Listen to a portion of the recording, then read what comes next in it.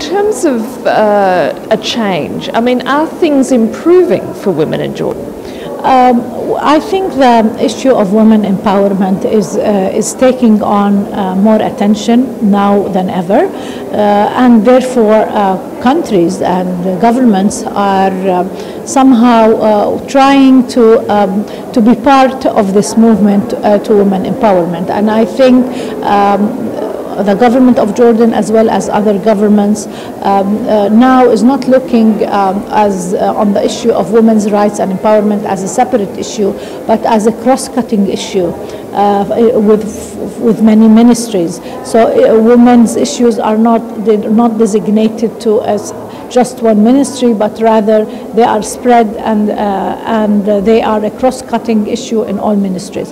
However, on the policy level, we also have a national mechanism that that does the follow-up and monitoring of women issues and rights and empowerment. So the policy is part of the government as well as the national mechanism.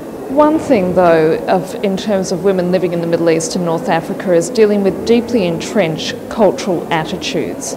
And it's a matter of breaking through those barriers, be it in government, be it in public life, be it in business. What do you think can be achieved through conferences like this, where you all get together? What constructive measures can be imposed as a result of these gatherings? I agree with you. I mean, in the Arab world and in North Africa, there are the issue of the public sphere and the private sphere, and this is something that has been lingering on for the longest time. I'm also a firm believer that through law and policies you can change, because behaviors do change with laws and legislation and policies. However, that that's just the de jure aspect. The de facto aspect requires government, civil society to have services that translate these standards and these rights into everyday reality.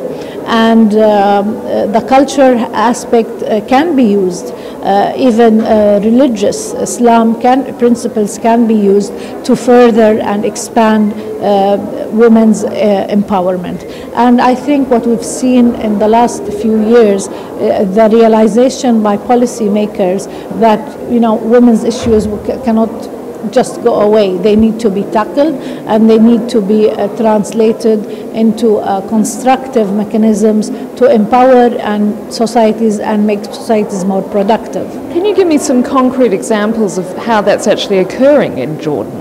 Actually, when in Jordan we started working on issues of domestic violence and child abuse, and we had thought that with changing the law there is a need to have a shelter for battered women, and we realized there was one already existing by an NGO, but we thought that it would be better to have an official shelter that is being under the umbrella of the government, the Ministry of Social Development, because that would send a signal to society that it is within the government's mandate to protect women and to ensure their security from harm and injuries. And so we used traditions in our tribal system, that we used that and we developed that into a shelter that would be compatible with international standards.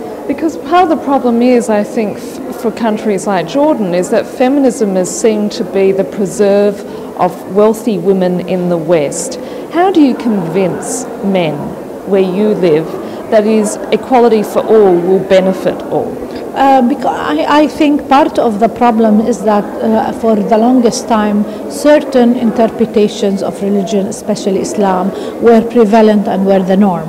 But once we dig deep into our history and into our traditions and into our even text in the Quran, and you find and bring to attention the provisions that talk about equality, that people are judged according to their merits, not about their gender, and you translate that into policies and into laws, then perceptions do change bit by bit. Minister, thank you very much for your time. Thank you very much.